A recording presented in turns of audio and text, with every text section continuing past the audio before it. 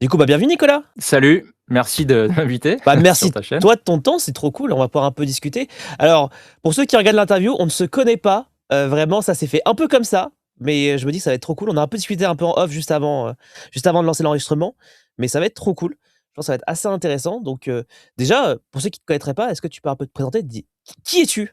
Eh bien, je m'appelle Nicolas Signa, je vais avoir 41 balais, donc je commence un peu à accumuler, les années. Et je suis principalement sound designer. Je fais plein d'activités annexes. On va dire que je suis sound designer 90 du temps et après autour de ça, je fais plein de trucs, quoi. Je suis, musicien, je produis de la musique électronique, j'ai produit des instruments Contact, enfin, voilà, je bricole plein de trucs, je fais du mix, des tournages, voilà, je fais plein de petits trucs, toujours autour du son et de la musique, principalement, quoi. Ah trop cool. Ah tu fais quand même plein de trucs très différents. Ouais. Je me pose la question parce que moi je sais que je fais beaucoup de musique et de sound design principalement en jeux vidéo. Il y a pas un moment où des fois c'est pas un peu étouffant de faire plein de trucs très différents? Ou est-ce que c'est vraiment sur des phases vraiment, des phases clés où tu fais vraiment un truc, à fond sur, je sais pas, un tournage et puis après un instrument contact? Ouais, alors effectivement, il y a des phases, hein, les instruments contact, j'en fais plus du tout, j'ai plus du tout le temps, c'est aussi en fonction du temps et des priorités et tout. En Mmh. fait, les instruments contact, par exemple, à une époque, j'étais trop curieux, tu vois, de tester ça. Ça vraiment, ça me faisait grave kiffer, tu vois? Et en plus, non seulement tu fais des instruments contact, mais après tu les utilises dans tes compos, tu vois? Donc tu as tes propres instruments custom que tu utilises dans tes compos et ça, c'est trop cool, quoi. Après, j'ai commencé à beaucoup moins faire de la composition et donc je me suis un peu éloigné de ça et aussi je me suis rendu compte que, c'est assez peu rentable, quoi. Si tu veux, le plus gros instrument contact que j'ai fait, c'était des batteries enregistrées dans un énorme souterrain, donc avec une reverb naturelle, mais 2 ports, tu vois? Et donc le but, c'était d'avoir cette reverb naturelle monstrueuse. Sans déconner, je pense que j'y ai passé une centaine d'heures de travail, quoi, sur cet instrument virtuel. Et si tu ramènes, ce que ça m'a rapporté en vente à la centaine d'heures que j'y ai passé, bon voilà, au final, c'est pas super intéressant. Donc j'ai aussi ce recul-là, de me dire: «Bon, en fait, c'est quand même beaucoup de boulot, pour, voilà, au niveau, des revenus qui sont pas très intéressants». Donc je me suis un petit peu détaché de ça et voilà, OK. donc c'est pour ça qu'il y a des phases. Et après, je sais aussi que dans certains domaines, je suis moins fort, hein, tout simplement. Tout ce qui est tournage, par exemple, je sais que voilà, j'ai pas les capacités de mecs qui se seraient vraiment spécialisés là-dessus. Moi, je fais des tournages parce que c'est ma formation de base. En fait, je suis ingénieur du son de formation. J'ai un BTS audiovisuel avec une spécialité son. Donc vraiment, moi, je suis formé pour ça, quoi, pour être opérateur son. Sur des tournages, des concerts, de la radio, enfin cette formation, c'est ça. Donc c'est pour ça que j'en fais encore un peu et j'aime bien ça quand même. Mais voilà, comme je me suis pas spécialisé là-dedans, je sais aussi que voilà, que j'ai des limites, qu'il y a plein de trucs sur lesquels je suis pas très fort, etc. Mmh. Et justement, alors juste parenthèse sur la partie contact, parce que c'est vrai que c'est un truc intéressant. Déjà, je suis toujours très impressionné des gens qui font des banques de sons dans Contact parce que je trouve ça, en termes d'interface, user friendly 0. Alors autant C'est ce dur. bah, je trouve ça très dur, surtout maintenant. C'est-à-dire que, si je fais une rétrospective de 10 ans en arrière, à l'époque où Massive existait et qu'il y avait pas Massive X, c'était friendly. Ouais, C'est-à-dire que c'était ouais. assez friendly, mais aujourd'hui, quand tu regardes ce qu'on peut faire dans Ableton assez facilement en termes de sampling d'instruments, très récemment, il y a eu l'histoire avec Native Instruments là, qui a eu Mmh. l'insolvabilité machin. Ouais. J'ai vu des gens dans les commentaires Facebook qui disaient, «Si vous voulez, moi ma spécialité, c'est de transformer les banques Contact en banques, d'autres instruments utilisables sans Contact. Si vous avez des besoins, contactez-moi, je vous fais un devis et je vous livre ça dans la journée, quoi». Ah ouais, énorme. Je savais pas que ça existait. Tu m'apprends un truc là, Bah, tu moi vois? non, moi je Ouais. ne savais pas non plus que ça existait. J'ai fait: «Ah, c'est pas mal, il fait son beurre directement dans les commentaires Facebook, il est pas Ouais, c'est un peu le bête!» charognard, quoi. Mais il a raison, il a raison. Bah, grave. Mais c'est vrai que les bancs contacts, c'est un peu rude, quand tu mets les mains dedans, quand tu regardes un peu Ouais. l'interface. C'est pas compliqué, c'est juste ça c'est pas très accueillant, quoi, quand tu mets des mains dedans, quoi. Ouais. Ouais et en plus, toi, quand tu conçois un instrument, virtuel, pour Contact, tu dois penser aussi à l'interface, tu dois designer l'interface et quand c'est pas ton métier, parce que, bah, moi, c'est clairement pas mon métier, c'est vrai que c'est pas évident du tout. Donc on essaye de revenir à des trucs de base, en gros, que ça ressemble un peu à une console de mix et tout parce que, bah, tout le monde, du coup, se retrouve un peu à la maison avec ça. Mais ouais, c'est pas évident du tout, quoi. Ouais, non, c'est pas évident. Mais effectivement, j'en parlais récemment dans une vidéo justement de la rentabilité de cette activité-là. Et je t'expliquais que c'est trop dur. C'est trop dur parce qu'en fait, il y a C'est dur. trop de monde. Il y a trop de Il y a monde, trop tout de le monde. monde le fait. Ça Ouais. prend un temps de fou, à moins d'avoir un processus tellement bien rodé, etc., que ça te permet d'aller vite, quoi. Mais quand tu commences de but en blanc de te lancer là-dedans, c'est hyper dur. C'est hyper dur et en Ouais. plus, si tu pas enfin, ce qui est le cas de 90 des sound designers, mais si tu pas bon en marketing, oh là là, ça va être, laborieux quoi Ouais. pour le faire découvrir ton Ouais, ton ouais, truc ouais, quoi. mais en fait, c'est ça, c'est que si tu le fais tout seul, tu dois te taper tous les métiers que tu ne connais pas. Bah, c'est ça, Donc c'est très dur et donc le mieux, c'est de s'entourer d'une équipe et là, ça commence, bah, à coûter cher bien sûr. et avoir une rentabilité, compliquée. En fait, c'est un peu comme les mecs qui se lancent dans des sonotech, par exemple, tu vois? Pour vendre sur, des sites comme, Ace Sound Effect ou ce genre de trucs. C'est pareil, c'est très, très dur de rendre ça rentable parce qu'en gros, bah, tout le monde maintenant, tout le monde fait tout, en fait. Tout le monde fait des sonothèques Contact, tout le monde, des, librairies Contact, tout le monde, vend des sonothèques, sur des sites, donc il y a énormément de concurrence, même sur des trucs de niche. Donc ouais, ouais, c'est pas évident, mais après bon, je pense qu'il faut se rattacher à la passion et moi, c'est vrai que j'ai fait ça par passion. Si demain je fais une sonothèque de, je sais pas moi, de footsteps ou quoi, clairement, ce sera par passion, c'est parce que j'adore ça, tu Bien vois? Et sûr. puis après, bah, si ça rapporte peu, tant pis, mais il vaut mieux le savoir à l'avance, Oui, par contre, voilà. c'est quand même mieux. Parce que Voilà. parce que j'ai déjà vu, même dans des cercles un peu anglophones, des gens qui vendaient le fait de vivre au travers des packs de sons vendus sur, Unity Store, Unreal, tout ça Ouais, et ouais, ouais, ça a l'air bien sur le papier, hein, de faire des packs de sons et de ouais, créer un revenu passif, hein, mais sur le papier, tu as tellement de gens qui le font déjà qu'en réalité, il faut alors soit tu fais des packs de sons, hyper bien calibrés, tu as bien visé ta cible, genre typiquement ce qu'ils font sur mmh, Audio Jungle, où tu as des morceaux hyper calibrés, genre, tu vois, je pense aux musiques de Noël, musiques d'Halloween ou les musiques corpo, où si tu calibres bien ton truc, tu peux vraiment te faire un vrai revenu. Ou alors, faut ouais. faire des jeux de volume en mode tu vas faire 50 à 100 packs de sons par an que tu vas livrer sur toutes les plateformes. Et donc là, par les jeux de volume, tu vas réussir à générer peut-être un revenu. Mais je suis même pas sûr que tu arrives à un SMIC quoi, en faisant Ouais. vraiment beaucoup de volume. Quoi. Après quand tu publies sur des plateformes comme ça, sur des stores et cetera, il c'est toujours un travail de moyen terme, quoi. C'est-à-dire que tu sais que tu vas d'abord beaucoup travailler en gagnant très peu au début et puis après, en fait, les ventes vont s'étaler sur, 5 ans, peut-être même 10 ans et du coup, en fait, tu sais que, en fait, c'est un pari sur l'avenir et peut-être que plus tard, en fait, ça va devenir rentable. Mais les 1res années, en tout cas, les 6 premiers mois, la première année, ouais, tu vas beaucoup bosser pour pas grand-chose et c'est ça Ouais, je pense que qui est tu es dur, gentil, quoi. hein. Je pense que tu es gentil. Je pense que moi, c'est même, je dirais même 2 3 ans pour commencer à avoir vraiment une belle Ouais. rentabilité, hein, Oui. parce que Non, mais le je suis d'accord. Ouais, 2-3 ans facile, ouais. Ouais, ouais. bon, on a un peu dérivé, mais c'est quand même hyper intéressant. Du coup, à la base, tu disais que tu avais fait un BTS, du coup, c'est ça? Dans la partie un peu Ouais. tournage, prise de son, et cetera. Comment tu t'es retrouvé à faire du sound design, du coup? C'est assez simple en fait, donc je me suis retrouvé avec le BTS audiovisuel spécialité son en poche. Moi j'étais à Montpellier à l'époque et à Montpellier à cette époque, il y avait, beaucoup moins de studios de jeux vidéo déjà que maintenant. En fait, il y avait pas grand chose quoi, tout court quoi, même dans l'audiovisuel, très peu de salles de concert, enfin il y avait pas grand chose et en gros, j'ai essayé de me débrouiller là-bas pendant 2 ans et je n'ai rien trouvé et au bout des 2 ans, j'ai fait: «Bon, soit je crève ici ou soit j'envisage toute la France, quoi. C'est pas possible» et du coup, beh, en envisageant toute la France, je suis forcément tombé sur la région parisienne, hein, puisque tout est concentré là. Ça aurait pu être peut-être Bordeaux ou Lyon, mais en fait, bon, les probabilités m'ont quand même mené, à la région parisienne et donc j'ai trouvé, du boulot, dans un studio de jeux vidéo. Donc en fait, j'ai bifurqué, de ma formation, puisque moi, ma formation ne me destinait pas à être sound designer. C'était pas ma formation, c'est pas ça à la base. Mais je faisais déjà, par contre, du sound design depuis longtemps. Je bidouille des sons depuis très très longtemps. Donc, en gros, je l'étais quand même en amateur. On va dire, que j'étais sound designer amateur, quoi. Et donc, j'ai été pris dans cette boîte qui à l'époque était donc Vivendi Games Mobile. J'ai été pris en sound designer salarié CDI, ce qui est un truc assez rare. Je sais même Oui. pas si encore aujourd'hui il y en a beaucoup. Mais à l'époque, c'était vraiment très, très rare. Par contre, c'était pour bosser sur des tout petits jeux. Dis-toi que c'était les jeux avant smartphone. Donc, on parle vraiment là des petits jeux, tu vois, sur des écrans comme ça, quoi, avec principalement du MIDI. Il y a même pas des sons PCM, principalement du MIDI. Et donc, en gros, je passais mes journées à composer des musiques MIDI sur Cakewalk, quoi. Voilà, tout simplement. Je sais pas si tu connais Ah bah, bien Cakewalk. sûr, je connais Cakewalk. C'est vieux, vieux logiciel. Je sais même pas si encore aujourd'hui il a un quelconque intérêt, Je crois mais pas, je crois pas. ouais, c'est vieux quand même. Ouais, ouais, je crois qu'il y a encore des revivals de Reason, je sais qu'il y a quelqu'un que dans mon entourage qui utilise encore Reason, mais vraiment on est sur, la micro niche, quoi. Ah ouais et du coup, qu'est-ce qui m'a permis d'avoir, parce que je pense que c'est un peu intéressant surtout par rapport à ta chaîne, ce qui m'a permis de décrocher aussi ce truc-là. Je pense qu'il y a 2 trucs. Déjà, j'avais un bon portfolio. J'avais un site internet avec tout ce que je faisais. Donc vraiment, je montrais vraiment tout ce que je savais faire.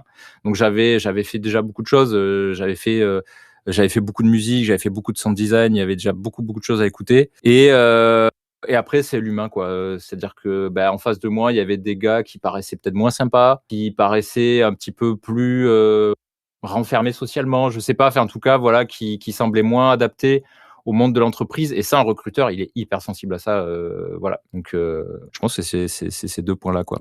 Voilà. Et puis après, l'entreprise a fermé au bout d'1 an et demi, parce qu'il y a eu le rachat Activision Blizzard. Donc, il y a plusieurs studios qui ont fermé, dont le nôtre. Et là, je me suis mis en micro-entreprise, quoi, faire mon compte. Donc, je suis à mon compte depuis 2009, en gros, quoi. Ouais, ouais. Donc, Ok. ça fait pas mal de temps et j'ai quasiment 20 ans d'expérience, du coup, dans le domaine, puisque quand j'ai commencé chez Vivendi Games Mobile, c'était en 2007. Donc, on est en 2026. Donc, ça fait 19 ans d'expérience en sound design, quoi. Ok. Et voilà. Et à une époque, donc pendant pas mal de temps, j'ai fait les deux. Donc, je fais la musique et le sound design. Surtout pendant toute la période où je faisais beaucoup de petits jeux, des jeux smartphones et tout. C'est souvent la même personne qui fait les deux. Ça, tu dois bien connaître, ce que tu en fais encore aujourd'hui. Bien sûr. Voilà. Et en fait, progressivement, je n'ai plus fait de jeux smartphone. Je me suis dirigé vers des jeux exclusivement PC, console. Et en fait, à chaque fois que j'arrivais sur ces projets, il y avait des gens compositeurs. Et donc, moi, je me suis retrouvé à faire le sound design. En fait, moi, j'ai toujours aimé les deux vraiment à égalité. Donc, tu m'enlèves un ou l'autre. De toute façon, ça m'ennuie parce que j'adore les deux, tu vois. Donc, voilà. Dans tous les cas, je suis bloqué, quoi. Mais dans tous les cas, je suis cuit avec ça. Mais voilà. Donc, du coup, je fais que du sound design. Mais à côté, pour compenser la frustration de plus faire de la musique pour les jeux vidéo, je fais quand même de la musique de différentes façons. Et voilà. Hmm. Voilà, tu sais tout là. Je t'ai Ah, donné mon parcours. non, mais c'est hyper intéressant parce que effectivement, moi aussi, je fais de la musique et sound design, mais moi, j'ai pas pris le parti inverse de me dire, vous me prenez pour la musique, sinon, vous m'aurez pas pour le sound design. Ou si vous voulez, je Je fais que comprends la très bien. musique. Mais c'est vrai que moi, j'ai beaucoup de mal. Et pourtant, je sais que foncièrement, si je voulais être rationnel, le sound design, je sais que je suis hyper bon dedans et que je suis hyper efficace et ça marche bien. Mais en fait, j'aime trop la musique de jeux vidéo et je me verrais pas faire autre chose. Donc, je suis en mode, en fait, j'ai imposé ce truc-là et ça marche. Donc, ça se passe bien, quoi. Ouais, C'est. ouais, mais je comprends. Mais je sais qu'il y a plein de gens qui, justement, ont fait ce virage-là. Mais c'est hyper intéressant. Par contre, tu as dit un truc que moi, je recommande encore aujourd'hui et c'est encore plus important. C'est justement ce rapport humain quand on rencontre des gens ou qu'on postule sur des Mmh. projets. Parce que dans la tête de tous ceux-là qui doivent nous écouter, l'aspect technique, c'est hyper important, c'est genre plus important que tout, alors que dans la réalité, c'est ce que j'explique souvent, c'est que le niveau attendu, il est là, le niveau qu'on pense qu'il faut avoir, il est là. Et en fait, ce qui en général balaye tout, c'est le rapport humain. C'est-à-dire que les gens Oui, préféreront toujours bosser avec quelqu'un d'un peu moins bon, mais qui est plus sympa, plus avenant, peut-être qui trouve plus de et solutions et et motivé. La et motivé. motivation, ça ah ouais, la motivation, ça compte, Bien sûr, énormément, quoi. En fait, un mec qui a pas encore toutes les compétences, mais qui pourrait les acquérir par sa motivation, ça, un recruteur, il y est sensible et il le voit, quoi. bien sûr. Heu, alors après, on parle de postes, plutôt juniors. Sur des postes, seniors, voire experts, là, on attend quand même, quelqu'un de solide, Mmh. aussi, Bah oui, techniquement, puisqu'en fait, on le recrute pour ça, quoi. On le recrute pour, voilà, des compétences techniques. oui. Mais sur des postes plus juniors, c'est vrai que l'aspect humain, ça va quand même beaucoup compter parce que de toute façon, on sait que la personne va gagner en compétences, Bien sûr. dans les premières années, quoi. Donc, Puis, voilà. il y a une différence foncière déjà entre l'industrie du jeu indé et du double A triple A parce que c'est pas les mêmes enjeux. Mmh.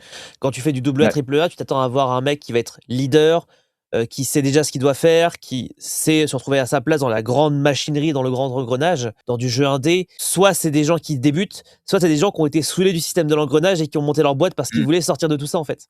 Ouais, ouais, Donc c'est vrai. donc de toute façon, oui, il y a ce rapport humain. Après, c'est vrai que, dans du jeu indé, on va avoir ce truc de on veut de l'humain et les compétences passent presque un peu en second plan, même si on veut quand même quelqu'un d'assez bon.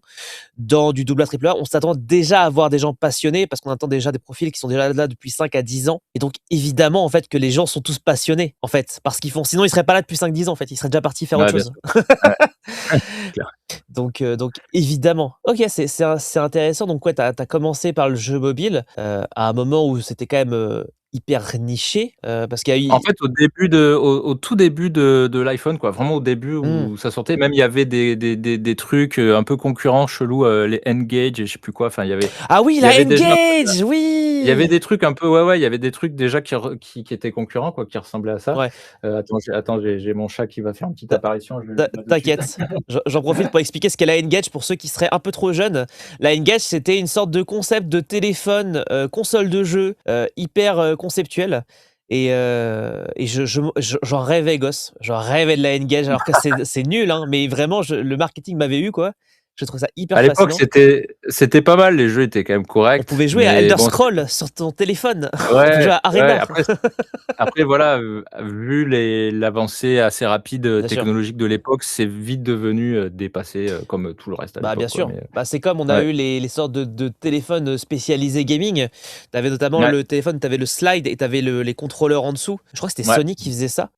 Et vraiment, c'était hyper impressionnant. Mais en fait, comme le Mmh. tactile a tout balayé, en fait, de toute façon, la question ne s'est plus Ouais, posée, en ouais. fait. Les gens préféraient avoir le tactile que d'avoir des contrôles, même si Ouais, plus ouais. précis, quoi. Ah non, il y a eu des trucs comme ça très, très éphémères, hein, la durée de vie a été très, très courte. Ah, c'est le Ouais, marché de la téléphonie qui a implosé, de la même ouais. manière que quand tu regardes l'histoire du jeu vidéo, heu, on est vachement vite passé du 8 au 16 bits, mais alors on est vite Mmh, passé de la 2D à la 3D au final en vraiment très peu de temps, quoi mmh. et Ouais, maintenant là, on est arrivé je trouve qu'on est arrivé un peu au point dans l'industrie du jeu vidéo où on est un peu sur le moment de plat. Parce qu'en fait, le progrès ouais, technologique est tellement infime qu'en fait, tu le vois plus.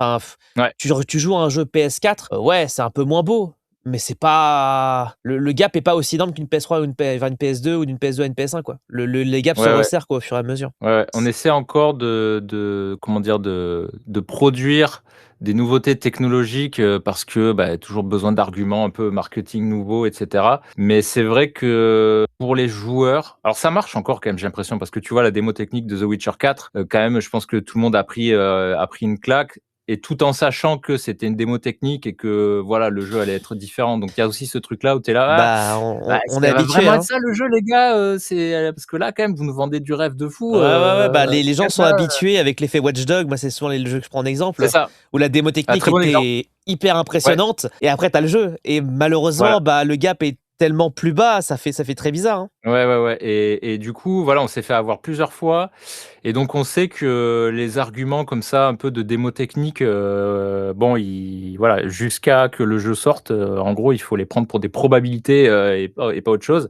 Bien sûr. Donc ouais, je pense que bon, les joueurs attendent quand même encore des révolutions technologiques parce que c'est toujours impressionnant quand tu peux, afficher une forêt complète avec toutes les feuilles des arbres et tout. Tu es là: «Oh putain, c'est quand même, un truc de dingue, quoi». Mais après, bon, voilà, je pense que les joueurs aussi attendent autre chose, attendent des nouveautés, sur, voilà, sur les histoires, les personnages et cetera. On a bien vu, ces dernières années qu'il y a eu quand même une fatigue avec les licences, Ubisoft de toujours, recycler un peu les mêmes recettes et Bien cetera. sûr. Et alors que techniquement, les jeux étaient quand même, plutôt bons, même si c'était pas forcément des grosses claques, mais voilà, je pense que les joueurs attendent beaucoup de nouveautés et c'est aussi ce qui a fait que, bah, il y a pas mal de titres indés qui ont pu, connaître un certain succès, grâce, bah, justement à des propositions assez fortes. Bien sûr. Donc, bon, c'est intéressant quand même ce qui s'est passé ces dernières années à ce niveau, ouais. Ouais, bah, il y a eu une forte évolution. Il y a eu un peu une sorte de crise de la confiance aussi des gens, envers les Mmh. boîtes de jeux parce que, bah, ils se disent: «Ouais, bon, vous allez encore nous avoir, quoi». Mmh. Il y a un peu ce rapport-là de méfiance et de défiance envers les grands groupes et à l'inverse, il y Ouais. a une sorte d'émergence des jeux indés ou des boîtes qui veulent faire du jeu indé, mais à plus haut budget. Parce que souvent, quand on imagine jeu indé, on imagine une petite boîte de 1 à 5 personnes qui vont faire des petits jeux dans leur coin. En réalité, maintenant, du jeu indé, tu vas heu je vais prendre de Undertale jusqu'à Clair Obscur. Entre les 2, il y a un gap. Pourtant, les 2 sont rangés Ouais. dans une case de jeux indépendants, tu vois? Ouais, ouais, ouais, c'est vrai que les 2 sont très différents, ouais, ouais, Bah, exactement, c'est pas le même ouais. budget, pas les mêmes équipes, enfin, ça n'a rien à voir, quoi. Donc c'est vrai Ouais. qu'il y a un peu ce truc-là. D'ailleurs, vu qu'on parle de ça, c'est intéressant. Tu as dû aussi le voir, cette crise un peu dans le jeu vidéo qu'il y a eu post-Covid, là, ces dernières années. Mmh. Toi, comment tu l'as vécu, ce truc-là? Alors moi, j'ai pas été trop impacté jusqu'à l'an dernier. En fait, je sais pas trop comment les autres ont vécu 2025, mais pour moi, ça a été une année assez bizarre. Bon, déjà, ça a été une année de changement à différents niveaux, mais qui n'était pas professionnel, qui était un peu plus dans ma vie perso. Mais après, c'est vrai qu'au niveau jeux vidéo, je me suis retrouvé à un moment donné avec beaucoup moins de boulot que d'habitude. Et en fait, si tu veux, je suis arrivé fin 2025 où je me suis dit, bon, ça fait 10 ans que j'ai du boulot sans démarcher personne, mais là, est-ce que je me remets à démarcher, si tu veux? Pour moi, c'était assez incroyable. Mmh. C'est que ma charge de travail avait tellement baissé, et donc je pense que c'est lié à ça.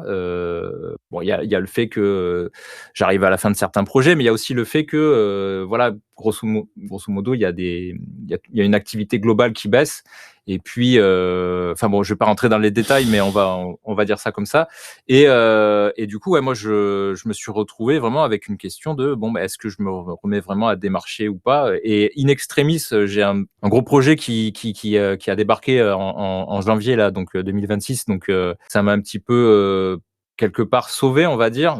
Enfin, c'est pas que c'est pas le goulag non plus de démarcher, mais c'est jamais très très agréable de s'y remettre ben, après 10 ans Bien sûr. de ça roule tout seul, tu vois. C'est vrai que moi je commençais à me poser des questions. Il y a un côté un petit peu angoissant. Voilà, c'est ça, tu vois. C'est qu'en fait pendant 10 ans ça roule tout seul, tu as plein de projets et tout qui tombent et d'un coup tu es là, mais attends, là ça se calme, ça devient vraiment très calme là quand même, c'est bizarre quoi. Je sais pas si toi en tout cas tu l'as vécu comme ça, mais moi de mon côté c'était un peu ça. En fait, ce qui est assez particulier et c'est assez intéressant, que ce qui est bien, c'est que tu confirmes pas mal de choses que je disais déjà aux gens que j'accompagne, et cetera. C'est qu'en fait, Ah, Heu, aujourd'hui, on a vécu un gros pic du jeu vidéo où pas mal de gens ont pu justement profiter des effets boule de neige, profiter de pas mal de l'industrie et d'avoir des clients récurrents. Là, en fait, on vit une phase de restructuration dans le jeu vidéo, à cause de la ouais, crise du Covid, et cetera, d'investissements qui ont été mal faits. Donc il y a eu beaucoup de trucs où restructuration générale, des lays-off massifs dans certaines boîtes. En fait, ce que j'ai trouvé sur 2025, c'est que j'avais eu plusieurs opportunités. Je crois que j'ai bossé sur 3-4 projets l'année dernière, je crois, un truc comme ça. Et en fait, ce que j'ai remarqué, c'est que j'avais des opportunités, mais que le processus était beaucoup plus long pour commencer à travailler dessus. C'est-à-dire ah que oui, ouais, c'est-à-dire qu'en fait, entre le moment où on me disait: «Ouais, ouais, ça va se faire» et le moment où ils ont trouvé les financements, que les financements sont réellement arrivés et que tout c'est le mot. voilà. C'est le mot, c'est financement le mot. C'est ça, oui, oui, c'est le temps de trouver des financements qui était très, très galère, je pense. Ouais et comme il y a eu pas mal de restructurations, bah, en fait, il y a une problématique centrale, c'est ce côté, comme tout se restructure, on ne peut pas se projeter sur l'avenir. Mais là, dans les faits, la réalité, c'est que moi aussi sur 2005, j'ai senti un ralentissement par rapport aux années précédentes. Parce que globalement, j'ai pas eu trop besoin de démarcher non plus, parce que j'étais déjà très occupé de 2021 à 2024, même si je faisais toujours un peu de prospection un peu, voilà, sur le côté, mais sans grande prétention, quoi, sans forcément, Mmh. y mettre beaucoup d'énergie parce que j'étais déjà très occupé. Et Ouais. effectivement, j'ai relancé la machine en 2025 et là, par exemple, je vois vraiment des résultats où, je crois que la plupart des projets sur lesquels je travaille aujourd'hui, là, en ce moment, c'est des projets que j'ai eus par mes actions que j'ai menées, en fait. C'est des projets que je suis allé chercher moi-même, en fait. OK. Et je pense qu'il y a un vrai enjeu je pense qu'il faut quand même reprendre un peu le contrôle sur son activité à un moment donné, parce que le risque, Ouais. c'est effectivement ce truc-là d'avoir des moments de doute, parce que c'est un peu comme ne plus aller à la salle pendant des années. Quand tu reprends, c'est les courbatures, c'est difficile, tu sais pas si tu vas arriver jusqu'au bout, quoi. Et je pense qu'il y a une manière de le faire et surtout, les règles ont un peu changé parce qu'aujourd'hui, comme il y a beaucoup de designers, de compositeurs sur le marché, en fait, il faut forcément passer par une phase où il faut aller discuter avec les gens, mais de manière humaine. Parce qu'aujourd'hui, je le sais, hein, et tu dois sûrement l'avoir déjà vu, il y a plein de compositeurs sound designers qui envoient des mails hyper génériques à des boîtes, pour dire, «Est-ce que vous Ça, recherchez ça un marche sound pas, ouais. designer?» Et ça ne marche pas, en fait. Non, non, ça marche pas et là-dessus, je vais juste rebondir sur ça pour, une petite anecdote, parce que justement, moi, très tôt, en fait, quand je me suis mis à mon compte, j'ai eu un conseil d'un ami à moi qui était, en gros, VRP, enfin, voilà, il vendait des trucs à des bars tabac et cetera et il m'a dit: «Les mails, oublie, tu les gens déjà. Le minimum, c'est que tu passes des coups de fil, tu as les gens au fil et tout et le mail, il vient peut-être avant, peut-être après, mais en tout cas, il vient en plus, tu vois? Mais c'est pas ton premier truc, le mail, tu dois pas penser à ça et en fait, moi, j'ai trouvé du taf comme ça, quoi, quand je me suis lancé, alors c'est vrai que j'avais, quand même sur le CV Vivendi, c'est un truc qui quand même qui était, tu vois, assez gros, qui rassurait du monde, mais j'ai vraiment trouvé du taf, au bout du fil, quoi, tu vois? En appelant, quoi. Donc ça rejoint ce que tu dis, quoi, c'est ce côté humain où les gens, beh, déjà vont, par ta voix, en fait, il y a déjà plein de trucs qui passent, tu vois? Par le non verbal et tout. Donc c'est hyper rassurant et puis tu sors du lot, en fait, puisque qui prend la peine d'aller, directement appeler, les studios et d'essayer d'avoir, tu vois? Si c'est un petit studio, tu peux même avoir le PDG, enfin, tu peux avoir la personne qui prend les décisions, quoi. Bien sûr. Donc c'est super direct et tu sors du lot assez facilement, je pense qu'en tout cas, aujourd'hui, je sais pas, moi, ça fait, comme je te dis, ça fait très longtemps que je n'ai pas démarché, mais je pense que quelqu'un qui appelle ou qui va sur place, déjà, il fait partie d'un petit pourcentage de personnes qui se motivent, hein. Ouais, bah, de toute façon, les mails aujourd'hui, et surtout avec la crise de la confiance qu'il y a en ce moment, pour avoir, une réponse positive, c'est, moins d'1 % des gens qui répondent positivement à un mail, comme ça, à blanc, quoi. Les Mmh. les les gens, en fait, pour qu'ils t'embauchent sur un projet, il faut qu'ils aient confiance en toi. Pour qu'ils aient confiance en toi, il faut qu'il y ait du lien et donc en fait, ce lien-là, il passe soit par effectivement des appels téléphoniques, soit par des discussions sur les réseaux sociaux, mais en tout cas ou même du contenu. Le contenu aujourd'hui aussi, ça rassure.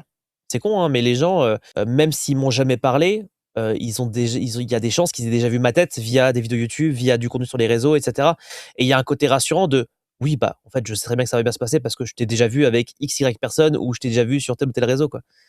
Ah ouais, ça marche, quoi. C'est comme les publicités, en fait, tu comptes sur le fait que quelque chose devienne très familier, donc tu l'étales partout et au bout d'un moment, en fait, une marque va devenir familière parce que tu arrêtes pas pendant 10, 20 ans, elle est toujours partout et c'est un Mmh. peu le même phénomène, quoi. Bien sûr. Je le renvoie là-dessus, quoi. Bah, Ouais. c'est c'est De familiarité, en fait. c'est l'effet Coca-Cola, hein. Coca-Cola, tout le monde C'est en ça. prend parce qu'on voit que ça, on est tous familiers à ce truc-là, on a il y avait eu un truc, je crois que c'était aux États-Unis, je crois, il y avait une histoire il y avait des distributeurs de Coca dans toutes les universités, un truc comme ça et Pepsi a tout fait pour faire en sorte que, qu'il y ait un distributeur de Pepsi à côté d'un distributeur de Coca et en fait, tout ce que ça a fait, c'est qu'effectivement, ils ont bu du Pepsi, mais ça a en plus augmenté la consommation de Coca-Cola, en fait. Ah ouais, pas mal. Parce qu'en fait, quand tu as le choix, tu vas vers Coca-Cola, en fait, naturellement. Ouais, ouais, ouais, tu vas vers ce que tu connais, quoi. Ce C'est que très tu humain, ça. connais, ce qui est rassurant et donc en fait, ça marche Ouais. aussi pour le choix des compositeurs sur des projets et surtout, c'est ce que j'explique souvent, c'est il faut prendre conscience que les gens, quand ils t'embauchent en tant que compositeur, c'est quand même un poste clé, même ou même sound designer, c'est des postes importants et donc en fait, ils doivent être sûrs qu'ils font le bon choix Ouais.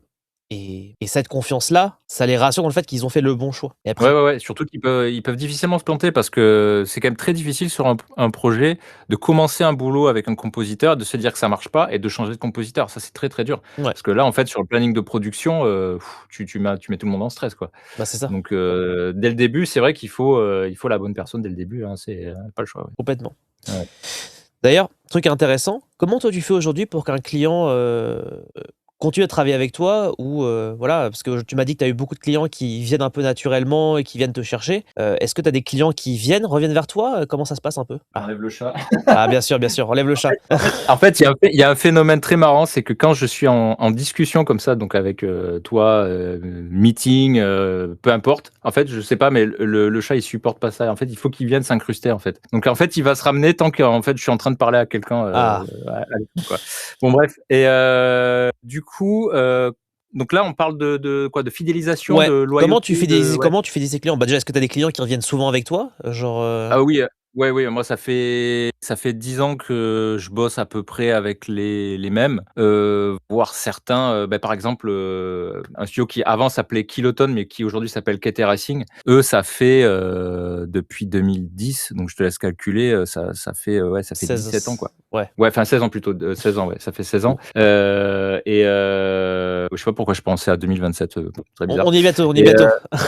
ouais, ouais, ouais, parce qu'on y est bientôt, mais non, non, ouais, ça fait 16 ans, enfin, en tout cas, ouais, ça fait largement plus de 15 ans. Donc eux, ça date et après, la fidélisation, c'est juste que ça se passe très bien sur les projets et que voilà, tu shippes, des jeux en bon état, qu'il y a des bons retours sur ton travail, vraiment, enfin, c'est des choses très, très basiques, hein. Il y a pas vraiment de ouais, je sais pas comment dire, de secrets ou de choses cachées. Juste, ça se passe bien humainement, ça se passe bien au niveau du boulot, les gens sont contents de ce que tu livres, voilà. Si tu fais un jeu avec des éléments un peu débiles, enfin, comment dire? Si tu fais un jeu plutôt drôle et que tu livres des choses drôles et que l'équipe rigole de ce que tu livres, bah, tu vois, ça marche et tout et ça, c'est pareil, c'est super positif. En fait, si tu produis l'effet escompté, donc que ce soit du rire, de la peur et cetera, déjà, tu marques beaucoup de points, quoi et en plus, si humainement, tu es plutôt quelqu'un de facile, voilà, qui a un esprit, on va dire, plutôt souple et qui travaille bien en équipe, ça, c'est aussi important. Parce que j'ai eu un contre-exemple, d'un sound designer ces dernières années qui, avait jamais travaillé en équipe, qui s'est incrusté sur, Test Drive et qui a eu quelques difficultés et pendant plusieurs mois, il y a eu une très, très mauvaise ambiance dans l'équipe, un peu à cause de lui. Ça peut mal se passer parfois et voilà, faut savoir travailler en équipe.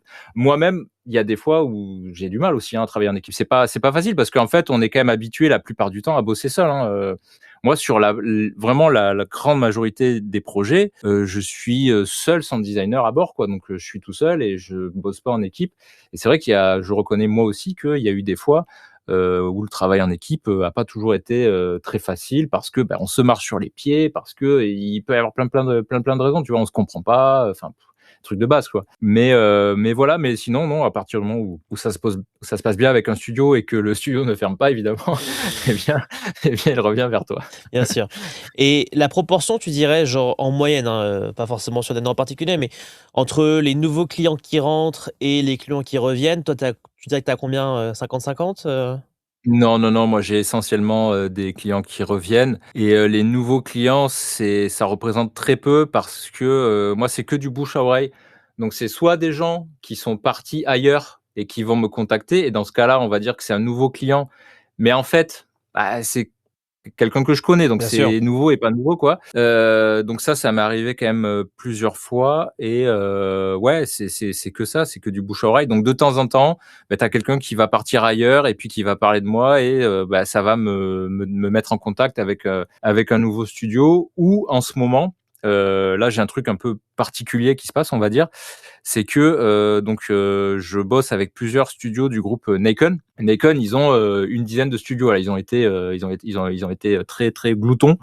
Ils ont eu beaucoup d'appétit là ces dernières années. Ils ont racheté plein de studios et ils sont en train de comment dire on va dire de mutualiser un petit peu le boulot des freelances. Et du coup, moi, du fait en fait de faire partie de ce groupe, je me mets à bosser avec des studios avec lesquels j'avais Mmh. jamais bossé, mais parce qu'ils font partie de ce groupe et que je bosse déjà avec des studios de ce groupe, quoi. Donc là, c'est un cas un peu particulier, mais ça peut arriver aussi à partir du moment où il y a un gros éditeur au-dessus qu'il a plein de studios.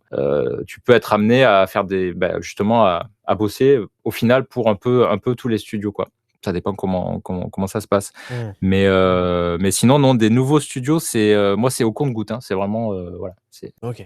comme ça. Ouais, OK, ouais, ouais. intéressant. Et justement, est-ce que tu penses, ça c'est le grand sujet dans le marché de l'audio, est-ce que tu penses que le marché est bouché? Alors je pense, alors déjà on va réduire, à la France, hein, parce Ouais, que, ouais, moi je peux parler de la France, bien le sûr. reste, je le dis tout de suite, je connais pas. En France, moi du peu que je vois, là c'est pareil, hein, faut prendre un petit peu des pincettes parce que je suis pas un spécialiste du sujet, du vraiment le marché du sound design, je suis pas recruteur, quoi, et Bien sûr. j'ai jamais recruté, donc j'ai vu des recrutements, j'ai participé à des recrutements quand même, j'ai aidé des boîtes à recruter, ça m'est arrivé, tout ça, ça m'est arrivé, mais voilà, c'est pas mon métier. Mais ce que je pense avoir vu, c'est qu'il y a beaucoup de juniors et pas assez de seniors, et que ces dernières années, en fait, quand les boîtes cherchaient des seniors, la plupart du temps, elles galéraient parce que il y en a peu, parce qu'ils sont déjà occupés, ils sont en poste. Donc à la fois il y en a peu et à la fois le peu qu'il y a n'est pas dispo. Et donc il reste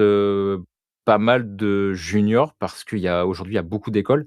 Et donc chaque année, il y a des promos de juniors qui débarquent sur le marché. Et si les entreprises cherchent des juniors, je pense qu'elles ne vont pas galérer du coup s'il y en a beaucoup. Mais dans le cas où elles cherchent des seniors, voilà, elles vont galérer. Et du coup, moi je connais pas mal de juniors qui ont vraiment galéré à tel point qu'ils se sont reconvertis, quoi. Mmh. C'est-à-dire qui ont complètement abandonné le sound design parce qu'ils se sont dit non mais moi j'ai fait tous les efforts que j'ai pu, ça n'a pas marché pour moi, c'est mort, quoi. Enfin, j'abandonne, je vais faire autre chose. Donc il y en a qui sont allés dans la programmation, il y en a qui sont allés dans des trucs qui ont même rien à voir. Mais j'ai au moins là j'ai deux exemples très clairs en tête. En cherchant, je aurais peut-être plus, mais voilà, il y a deux personnes que j'ai essayé d'aider en plus, hein, vraiment, quoi. Il y en a une en plus, c'est une cousine, donc on va dire que c'est quelqu'un d'assez proche. J'ai essayé de l'aider dans le sound design et tout, et vraiment c'est galère parce que les boîtes, si elles cherchent de l'expérience et que t'en as pas, ouais, tu vois, les gens se prennent un plafond quand même, hein. Donc Bien sûr. c'est un peu dur.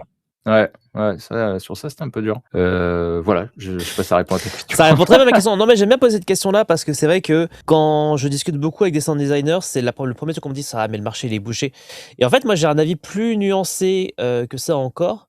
Mais par contre, je suis très, très d'accord sur le fait qu'effectivement, il y a beaucoup de juniors, beaucoup de gens qui ont peu d'expérience et sur la seniorité, il y a assez peu de gens. Mais c'est aussi parce qu'il y a peu de gens qui, ceux qui sont là, ils restent. Et après, il y a peu de gens aussi qui, en fait, l'entonnoir, il est tellement petit qu'à la fin, il Mmh. y a peu de seniorité parce que les gens, ils choisissent parfois aussi de changer de vie parce que des fois, il y a des sound designers qui sont pas assez bien payés pour ce qu'ils veulent faire. Enfin, je sais qu'il y a ce truc-là dans la programmation, dans le jeu vidéo notamment, où Ah oui. pour le même niveau de compétence, tu peux travailler dans une boîte, dans une banque et gagner 2 à 3 fois ton salaire.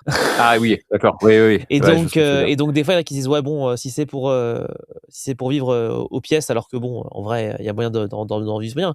Je donnais l'exemple la dernière fois. J'ai bossé pour des boîtes aux US en presta. Quand tu bosses avec une boîte aux USA, le tarif il fait x2 quoi. Ouais. Et en, Ah oui. et en plus, c'est eux qui payent la TVA de leur côté. Donc en fait, ta facture, elle a déjà monté, tu as déjà gagné 20% en fait. Donc t'es déjà, ton tarif elle fait x2 plus 20%. Et en fait, tu te dis, mais c'est très fort. Et aujourd'hui, moi je le vois, toutes les boîtes qui ont fait beaucoup de lays-off, par exemple, ont pris des sound designers en extra, en externe, en distanciel. Ouais. Parce que ça leur Mmh. permet d'avoir une force ponctuelle qu'ils vont pouvoir appeler quand ils ont besoin. Et ça semble logique parce que, tu l'as dit très bien tout à l'heure, des sound designers en CDI, il n'y a pas beaucoup de boîtes qui ont besoin de quelqu'un à temps plein en sound design. C'est très rare. Oui, alors le sound design, c'est vrai que c'est une des particularités du sound design, c'est que, les besoins tout au long de vraiment si on parle du tout début de la prod jusqu'à la toute fin de la prod, les besoins sont plutôt ponctuels. Il va y avoir des phases où ça chauffe, sévère pendant notamment la phase de production.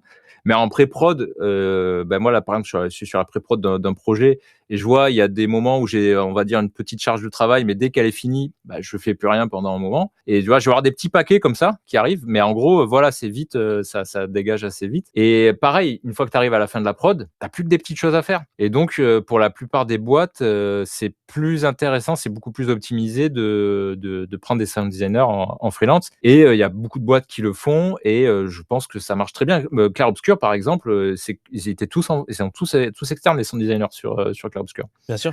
Et ça paraît assez logique. Je pense qu'il n'y a pas assez de boulot, même. Enfin, voilà, si tu prends le projet, je crois qu'il a duré 5 ans, si je dis pas de bêtises. Il n'y a pas 5 ans de sound design à temps plein sur Non. Clair Obscur, clairement pas quoi. C'est impossible, tu vois. Non, il y a vraiment très très peu de boîtes qui ont besoin d'une personne au son. Tu vois, je pense à Super Giant Games, ceux qui font Hades.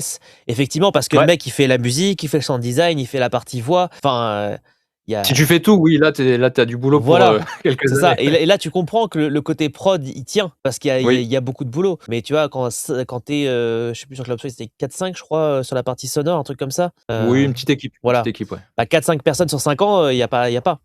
Il y a pas. Non, non, non. Il y a pas cette quantité de travail là, même sur des jeux comme, je crois sur Red Dead Redemption, ils étaient 30, je crois, Oui, c'est possible, ouais, c'est mais énorme. c'était pas en temps plein, hein. Clairement pas, Ouais, ouais, hein. ouais. Non, non, moi, de mon expérience, juste pour illustrer un peu ce qu'on est en train de dire, le plus gros projet sur lequel j'ai bossé en tant que sound designer, c'était Test Drive, le dernier Test Drive sur lequel, qui est sorti. Et on a toujours été 3, 4, 5, ça dépend des moments de la prod. Mais parce que là, on parle d'un jeu vraiment monde ouvert, tu vois. Donc dès que tu es sur du monde ouvert, t'as beaucoup de systèmes déjà. Et puis il y a beaucoup de boulot. Donc là, il y avait vraiment du taf pour plusieurs personnes à temps plein, full time sur le jeu. Mais en dehors de ça, franchement, tous les autres jeux, ouais, j'étais tout seul, et encore une fois, c'est plutôt ponctuel, quoi. Donc ouais, pour un studio, il faut vraiment pouvoir le justifier d'avoir ne serait-ce qu'un gars full time en CDI. En fait, je pense que les studios qui font ça, c'est les studios qui ont plusieurs projets en parallèle. C'est-à-dire qu'il y a Oui, toujours du boulot. Et oui. voilà. Et là, ouais, là, ça peut le faire. Des Mais studios comme sinon, Gameloft, le fait d'avoir des gens en temps ouais, plein, ça a fait du sens parce qu'il y a plusieurs projets de oui. jeux mobiles qui roulent, en fait. Donc là, il y a même moyen d'optimiser les charges de travail et tout. Enfin, il y a moyen de faire une bonne orga. Mais sinon, ouais, un studio qui fait vraiment les jeux les uns après les autres, c'est impossible enfin, le sound designer en interne, il va se, il va se tourner les pouces, quoi. À un moment C'est donné, ça. il y a plein de phases où il aura rien à faire. Ouais. Donc ouais, Donc voilà. aujourd'hui, je pense que le marché du jeu vidéo notamment, c'est beaucoup de freelancing avec, s'il y a besoin d'avoir un lead audio, et encore ça dépend des boîtes, d'avoir un lead Ouais. audio qui va venir chercher des ressources en externe ponctuellement en Mm. fonction des besoins, et voilà, ça va être des va-et-vient en fonction des projets, quoi. Ouais. Je pense que ça va être essentiellement Ouais, ça. ouais. Si tu devais repartir de zéro demain, est-ce que tu Ah, j'ai changerais vu cette quelque question. chose? J'ai vu cette question dans d'autres interviews.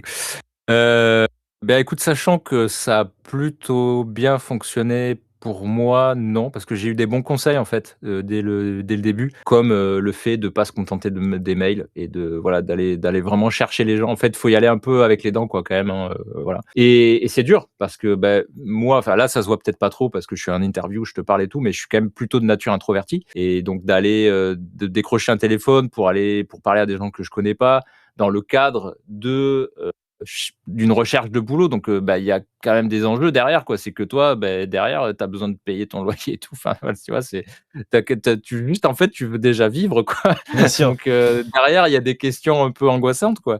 Donc, déjà, ouais, tout ça, c'est pas, voilà, ça n'a rien d'évident, quoi. Mais en tout cas, voilà, il faut se forcer et faut se forcer à aller au contact et j'y crois beaucoup moi à ce truc-là quoi. Ça a marché pour moi, ça marcherait pour d'autres et franchement, je donne ce conseil à tous les juniors qui me demandent des conseils parce que de temps en temps, je sais pas, il y a des gens, je sais pas d'où ils me trouvent, mais ils me contactent sur mon Gmail ou autre et des fois ils me demandent des conseils et moi j'en reviens toujours à ce conseil quoi, d'aller au contact, de montrer que tu es sympa, d'avoir un bon portfolio évidemment aussi, il faut avoir des démos, il faut quand même montrer, tu vois, que tu en as sous le coude, que s'il faut faire du spectaculaire, tu sais faire du spectaculaire.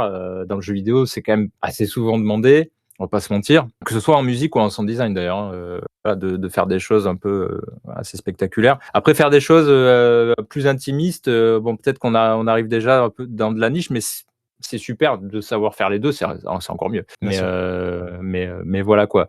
Ouais, moi franchement, je me concentrerai sur ces 2 trucs quoi, le portfolio et aller, au contact des gens. Ouais. Ouais. Moi, je pense même que le côté aller voir les gens, c'est presque plus important que d'avoir un portfolio parce que je me rappelle que mes premiers projets, j'avais une clé USB où il y avait mes morceaux dessus. Et donc en fait, quand, genre, je parlais avec les gens et en fait, je me rappelle que je venais avec la clé USB parce que j'avais pas encore mon site web en ligne, quoi. Parce qu'il marchait pas, j'avais des problèmes et tout ça. Et mon premier projet, je l'ai signé comme ça. C'est-à-dire que je suis venu avec une clé USB. J'aurais pu mettre un virus. Enfin, vraiment, c'était vraiment, ils avaient full confiance en moi. Et j'ai eu mon premier projet comme ça. Et souvent, je leur dis, bah, en vrai, la partie musicale, oui, il faut avoir du niveau. Mais en vrai, si tout n'est pas parfait, c'est pas grave, en fait. Tant que vous pouvez faire écouter un peu ce que vous Oui, faites. Voilà, ce qui va beaucoup jouer, c'est aussi le rapport humain. Si on sent que on peut vous faire confiance, qu'on peut vous confier un budget pour faire la musique ou le sound design d'un projet, c'est hyper important, encore plus aujourd'hui. Et oui, aujourd'hui, ce qui est intéressant, c'est que les réseaux sociaux existent, donc on peut créer des discussions avec des gens qu'on ne croiserait pas parce que ça voudrait dire prendre l'avion à l'autre bout du monde, en Finlande, mmh, au Japon, aux États-Unis, tu vois? Tu peux créer ces mmh, interactions-là avec des gens et ça peut parfois créer des opportunités qui sortent du chapeau, quoi, auxquelles ouais, tu t'attends pas, mais ça permet d'avoir le truc. Et petite astuce pour ceux qui sont pas à l'aise, qui sont un peu des grands introvertis, plus vous le faites, plus c'est facile d'appeler ah oui, ou d'envoyer des messages. complètement. Le plus grand piège, c'est soi-même parce qu'on pense qu'on va déranger, on pense qu'on va embêter, que machin. Non. Exactement. Généralement, c'est même plutôt l'inverse. C'est si vous n'envoyez pas de message, de toute façon, ça n'évoluera pas et il y a peu de chances que les gens genre même au téléphone, vous disent, heu: «Arrêtez de nous harceler, je vais appeler la police, je vous déteste». Ça n'arrive pas, ça n'existe pas ce genre de choses. Non, non, non, non, non. Moi, la seule fois où on m'a fait comprendre que fallait arrêter d'insister, c'était pour un studio qui ne faisait que des adaptations, en fait, Mmh. donc il prenait un jeu, il l'adaptait sur un autre support et donc il y avait pas de Ah, créa, quoi ouais, du et portage. au bout d'un moment, ils m'ont dit: «Non, mais en fait, ça sert à rien d'insister puisque en fait, on n'aura jamais besoin de vous, sachant ce qu'on fait». Bon, il s'avère que par la suite, ils ont commencé à faire de la créa et ils m'ont pas appelé mais bon, ça, c'est le jeu, hein, qu'est-ce que tu veux? Bien sûr. Ah bah ça on peut jamais savoir. Moi, c'est ce que je dis souvent, on sait jamais en fait, je dis souvent ça dans votre réseau, vous savez jamais où vont finir les gens dans 3 à 5 ans et en fait, Exactement. et typiquement, il y a des projets comme ça où, j'ai rendu un service à quelqu'un une fois, 3 ans en arrière et on ça me le rend maintenant en fait. Et ouais, ouais, ouais, bah, carrément. Bah, tu vois, c'est comme ce que je te disais tout à l'heure, les gens qui vont dans d'autres studios et qui ensuite m'appellent, donc ce qui me ramène, on va dire, des nouveaux contacts, bah, c'est parce que ça s'était bien passé avec eux. Et en fait, ce truc, voilà, de capitaliser sur l'humain, sur le fait que ça se passe bien au boulot, que tu es sympa, tu agréable, et cetera. En fait, tu capitalises toujours quelque part sur le futur. Et après, bah ouais, si les gens te rappellent, c'est aussi pour ça. Moi, je pense que c'est quand même un truc qui ne suffit pas. On va dire, c'est nécessaire, mais pas suffisant, tu vois. Ouais, Il faut quand même derrière, voilà, que le travail convainc à peu près tout le monde bien et sûr. que tout le monde soit content. Mais déjà, voilà, si tu bosses bien et t'es sympa et agréable, bah généralement, Oui. voilà, les gens n'attendent pas. Et comme tu disais, les gens n'attendent pas non plus que ton travail soit parfait. Parce que et pour la composition, par exemple, s'ils attendaient du parfait, enfin, je sortirai un gros cliché, mais ils iraient, chercher Hans Zimmer, tu vois? Enfin, je sais pas comment dire, mais tu vois, ils iraient taper sur, du très, très lourd, très, Oui, ils très cher. appelleraient en Mais France, on appellerait Olivier de Rivière, quoi. par exemple, voilà, par exemple, c'est vrai, je pensais à lui en plus tout à l'heure, mais voilà et sauf qu'ils savent très bien en prenant quelqu'un, soit qui commence, soit qui a moins d'expérience, soit qui, voilà, qui a un niveau plus modeste, on va le dire comme ça. Ils savent très bien qu'ils peuvent pas attendre le même niveau de résultats et de qualité et de production que si c'est, effectivement de Rivière ou, des, on va dire des stars du milieu, quoi. Bah oui. Donc voilà, donc voilà, déjà, là-dessus, on peut se détendre un petit peu, quoi. Bien sûr et effectivement, faire du bon travail, c'est important, mais je connais très, très peu de sound designers qui, font vraiment du mauvais boulot sur des projets. C'est Mmh, rare, c'est rarissime, hein. En général, les gens qui se mmh. retrouvent ici sont tellement angoissés à l'idée de mal faire qu'en fait, ils en font même parfois trop, et c'est souvent le cas chez les Oui. juniors, en fait. Les juniors, ils sont comme ça, hein, ils ont peur. Ouais, c'est vrai, c'est vrai, c'est vrai. Donc c'est assez rare, je pense que je vais avoir 1 ou 2 cas, mais vraiment c'est anecdotique sur, 10 ans de carrière, quoi. Ouais, moi aussi, c'est vraiment, 1 ou 2 cas max, vraiment 2 cas grand max, hein, même, tu vois? Le deuxième, je suis pas sûr de pouvoir le Ouais, trouver. moi j'ai un cas en tête aussi, mais ouais, Ouais, ouais. moi aussi, après, sans parler de comment dire? De sound designer vraiment mauvais, il y a quand même dans des gens à comment dire? À expérience égale, il y a quand même des niveaux très, très différents aussi, Bien hein, sûr, ouais, ouais, bien sûr. et ça, tu te rends compte quand tu bosses en équipe avec d'autres sound designers. Tu vois, en Oui. fait, ce que livrent les autres et tu vois que, ouais, il y a des gars qui bossent super bien, ils livrent des trucs qui déchirent et tout et d'autres, tu vois, qui travaillent un peu salement, ils laissent traîner des trucs dans les projets, tu vois, ils rangent pas au bon endroit, enfin, tu vois, Ah ils bossent pas très les proprement. nomenclatures, c'est le meilleur truc pour voir si quelqu'un est organisé, hein. Les nomenclatures et les dossiers, ça Ouais, pardonne pas. effectivement, beh, l'organisation, voilà, c'est le bon mot et puis, ouais et puis la qualité du travail. Tu te rends compte qu'il y a des gens alors je sais pas si soit ils arrivent pas à être au même niveau que les collègues ou soit ils abandonnent plus vite, et du coup, bah, ils y arrivent pas, à la même qualité. Mmh. Mais ouais, ouais, il y a des niveaux de qualité dans ce qui est livré en tout cas qui est quand même différent, quoi. Ouais, moi C'est je normal, hein. oui, bien sûr. Ah moi, je sais que je peux en parler, c'est une petite anecdote, ça date un petit peu, mais heu, j'avais travaillé sur un projet de jeu où je passais après un sound designer et il avait bossé sur Mass Effect. Du coup, moi, dans ma tête, je me dis: «Ouh là Oh, là, gros truc et tout». J'ouvre le ouais, projet Waze et là, je fais: «Ah ouais!» et en fait, c'était pas foufou, hein. Il y avait pas c'est le bordel. bah, en fait, la personne avait travaillé 6 mois, mais il y avait quasiment rien, quoi. Il y avait un projet Waze quasiment vide, il y avait 3 events qui se battaient en duel, vraiment, c'était, C'est pas le ouais, ça c'est pas le même problème, c'est pas un problème d'orga là, c'est, ouais, ouais, ouais, ouais, ouais, c'est là, c'est pas un un problème de d'orga, de c'est bien ouais, rangé, il y a des couleurs partout, mais il y a rien, quoi et ouais, ouais. j'étais en mode: «Ah ouais, il a bossé 6 mois pour livrer ça». J'ai fait: «Ah, Ah ouais, c'est» du coup, en fait, j'ai dû compenser son retard et du coup, les 6 à 8 mois qu'on suivi, j'ai livré une quantité d'assets. tu as charbonné, ouais, Ah tu ouais, as ouais, tu as ouais, ouais, ouais, bah, c'était on parlait de, je livrais entre 20 et 30 sons par semaine, quoi, à 4 jours semaine, tu vois? pas mal. Donc Ouais. fallait livrer, hein. Ouais, ouais, ouais, pas mal, Et je pas mal. faisais pas que ça, hein, je faisais aussi les musiques, je faisais un peu de musique ambiante pour le jeu, je faisais des musiques pour des petites vidéos En de parallèle? trailer. Ouais, ouais, ouais, ouais, donc Ah ouais, ouais. ça a charbonné et donc au bout d'1 an, le jeu avait déjà une autre gueule. Il y avait vraiment des sons partout, c'était déjà un peu plus concret, quoi. Ouais, du coup, c'est vrai que c'est assez curieux que l'autre, n'ait presque rien fait en 6 mois, ça c'est pas normal du tout, Bah, hein, entre, ouais. des fois, je me dis, parfois après, ça se trouve, c'est pas du tout son cas. Là, c'est moi qui m'engage là-dedans, mais des fois, je me dis, il doit y avoir parfois dans des grosses équipes de sound design, il doit y avoir 2-3 personnes qui sont un peu en dessous, qui, tu sais, qui passent enfin, qui font des choses un peu moins quali ou un peu moins trucs et en fait, ça passe parce que l'homogénéité du groupe fait que, tu vois? Et Ouais, ça se trouve, il s'occupait que de la mise en place du projet, de la création des events, il créait pas les sons, tu vois? Ça se trouve. Des fois, ça se joue à pas peut-être. grand-chose. Dans le milieu, tu as vraiment 2 profils.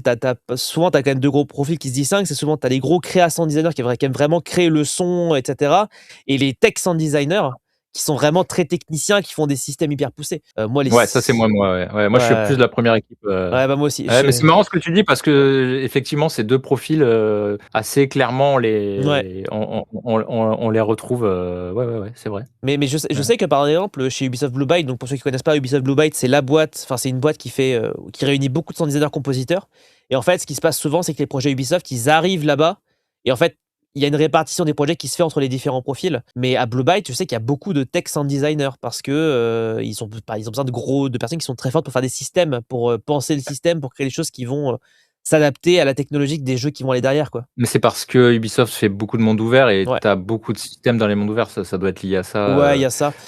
les mondes ouverts, c'est le pire, quoi. C'est, enfin, au niveau technique audio, c'est un des trucs les plus compliqués, les plus exigeants. En plus, aujourd'hui, on mixe, au moins en 7 points, si c'est pas en Atmos, donc bah, ça rend tout, hyper Bah, ouais, compliqué, ouais. quoi. Enfin, le mixage devient très, très technique. Moi, comme tu peux le voir, je mixe en 5.1, là, Ouais, ouais, c'est je les me anciens je me suis fait la réflexion.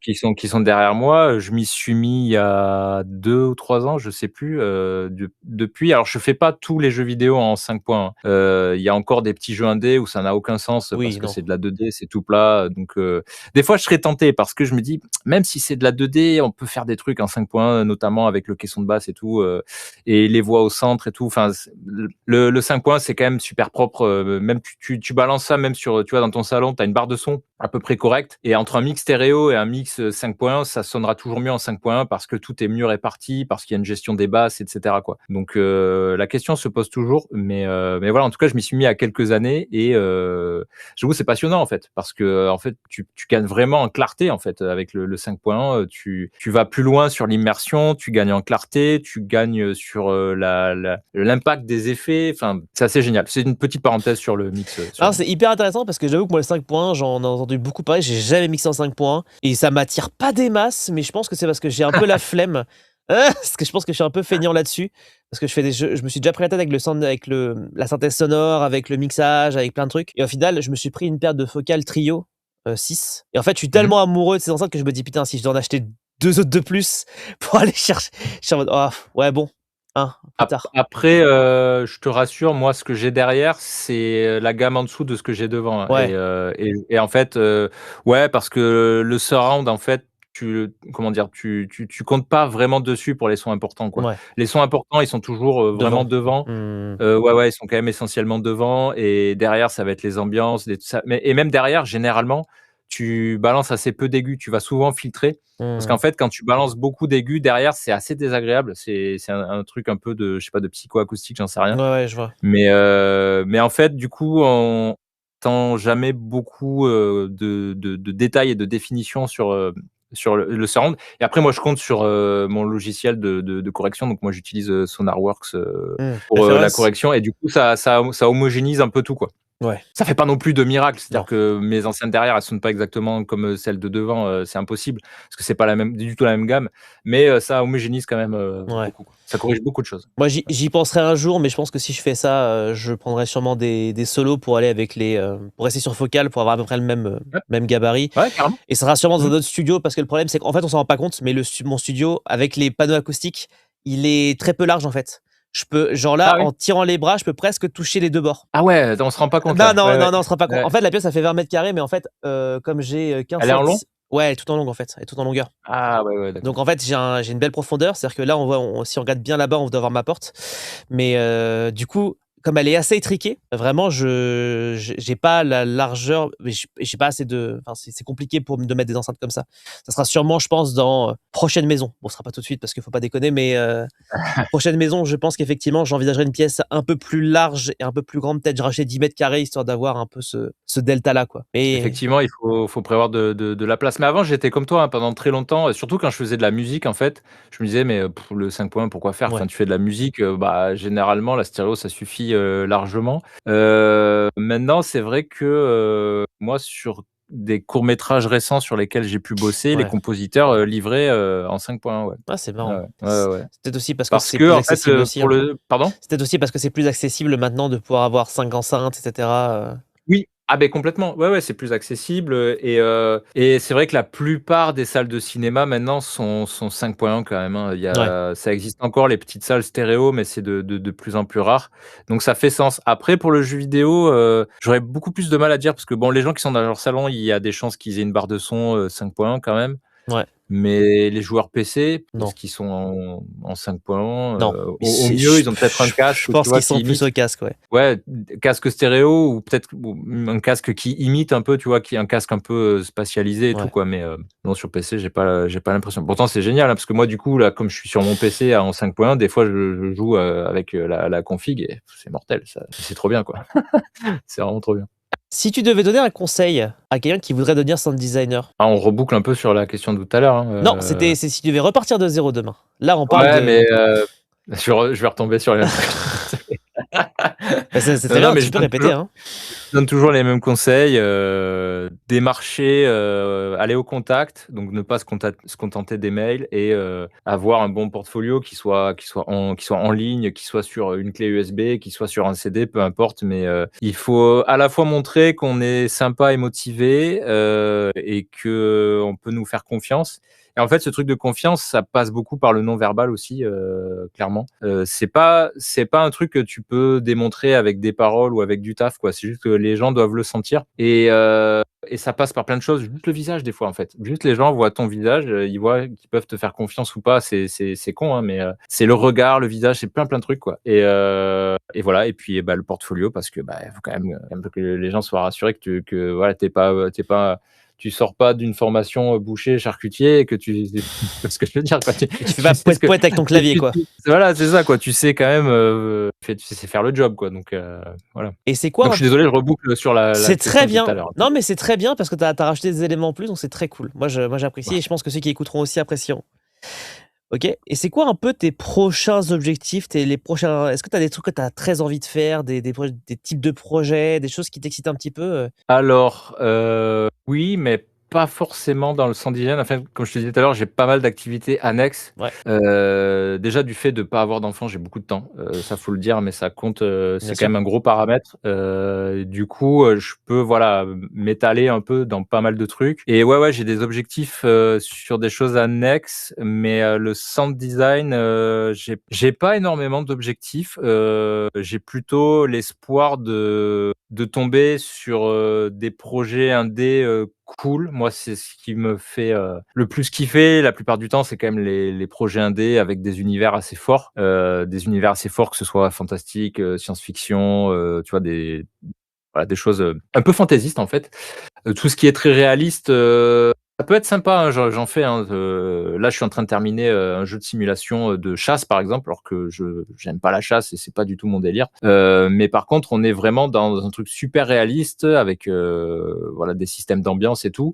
Et il y a un petit côté walking simulator, si tu veux, dans la forêt, quoi. Et c'est super intéressant parce que tu as des ambiances naturelles que tu dois rendre vivantes, et cetera. L'année dernière, je suis allé, enregistrer des armes avec tout mon matos, 2 fois. C'est super. La deuxième fois, on est allé en Italie chez Beretta, donc carrément le fabricant de flingues, quoi. Et là, c'est pareil, c'était une super expérience parce qu'on a enregistré des tirs d'armes dans des conditions mais parfaites, quoi. C'est-à-dire silence parfait, des énormes montagnes autour, donc tu tires, tu as 10 secondes de résonance, des échos qui rebondissent dans tous les sens. Enfin, c'est voilà, c'est le son est monstrueux. Et donc tout ça pour dire que des fois, sur des projets qui artistiquement sont pas du tout intéressants, parce que là, pour le coup, artistiquement, on est proche de zéro. Il va y avoir des points techniques, des aspects techniques, super intéressants qui vont te faire développer, certaines compétences auxquelles tu aurais même pas pensé, quoi. Par exemple, toute la partie, création d'ambiance nature. Moi, j'avais jamais vraiment poussé ce truc-là et ça m'est utile dans d'autres jeux maintenant. C'est-à-dire que j'ai des techniques à moi pour, les ambiances, pour les faire vivre, et cetera. Et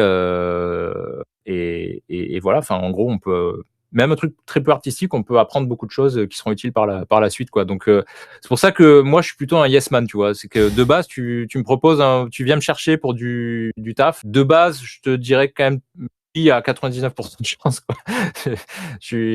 Moi, je suis plutôt du genre, ah, tu veux bosser, vas-y, on y va, je suis chaud, on y va. Moi, de base, je suis chaud, quoi. Et il faut vraiment que ça se passe mal, et ça m'est arrivé, hein. Allez, je sors juste une anecdote, sur un projet, en fait, on n'a pas réussi à se mettre d'accord sur l'esthétique du sound design. C'était un petit projet casu sur smartphone, et au bout d'un moment, les gars, m'ont envoyé des sons, Nintendo. Ils m'ont dit: ben voilà, tu recopies, tu fais la même chose, quoi». Et là, j'ai fait: «Non, mais ouais, je fais pas ce métier pour recopier des sons Nintendo, ciao les gars, quoi». Mais c'est la seule fois où vraiment, là, ça a pas collé du tout, quoi. Mais sinon, quand la plupart du temps, ça se passe bien, et la plupart du temps, ouais, je dis oui, parce qu'en fait, il y a toujours, moi, de mon expérience, donc j'ai presque 20 ans d'expérience, et de mon expérience, on peut apprendre vraiment sur tous les projets, quoi. On peut Il y a au moins sur la partie technique. Et je sais pas pour les jeux smartphones, mais si vous bossez sur des jeux PC et consoles, il y a des fortes chances pour qu'il y ait quand même pas mal de techniques, que ce soit avec Fmod ou Wise par exemple. Et c'est des Fmod et Wise, c'est des logiciels, en fait, on n'a jamais vraiment fini de les maîtriser, quoi. Surtout Wise. Wise, c'est une usine à gaz qui est tellement monstrueuse. Moi, je crois que il me reste encore 80% à découvrir. Enfin, j'exagère, mais pas loin, quoi. Fmod, par contre, je commence à bien le maîtriser, quoi. Mais j'ai passé beaucoup plus de temps dessus. Il est un peu plus simple aussi. Mais ouais, en fait, sur tous les projets, on peut apprendre beaucoup de choses. Donc, bon, de base. Ouais, de base, je suis toujours partant personnellement. Oh, moi, je suis de la même team, hein. Moi, Ah ben voilà. et je dis même aux gens que j'accompagne, et vous verrez après comment vous saurez utiliser le truc, vous vous démerderez, vous trouverez bien une solution de toute façon. C'est rare que vous Voilà. n'arriviez vraiment pas, hein. Ceux qui disent ouais, mais Exactement. je sais pas utiliser Fmod, c'est pas grave, tu vas apprendre, t'inquiète. Et en vrai, dans le projet, je trouve que c'est les meilleures conditions parce qu'en fait, t'es dans des conditions réelles et en fait, tu peux vraiment apprendre vite. En plus, maintenant, tu vas apprendre Wise ou Fmod, bon, t'as des ressources, enfin, ils te fournissent des Ah oui. milliards de ressources, tout le monde est déjà passé par là. Et oui, il y a plein de tutos surtout maintenant. Donc, il y a des tutos, il y a ChatGPT qui peut qui peut te sortir des solutions, qui te sort tout un truc. Ouais, j'aimerais créer une ambiance générative, je sais pas quoi. Bah déjà, il te donne plein de trucs. Enfin, voilà, les ressources sont là, donc il y a plus qu'à s'y mettre. Il faut prendre le temps et voilà. Merci, Ouais. c'était cool. Ben merci beaucoup, merci pour ton temps, merci pour cette interview, c'était super. Ah, c'était très cool, je pense que les gens ont appris plein de choses et voilà, c'était cool. Yes, et bien à bientôt. À bientôt, ciao ciao.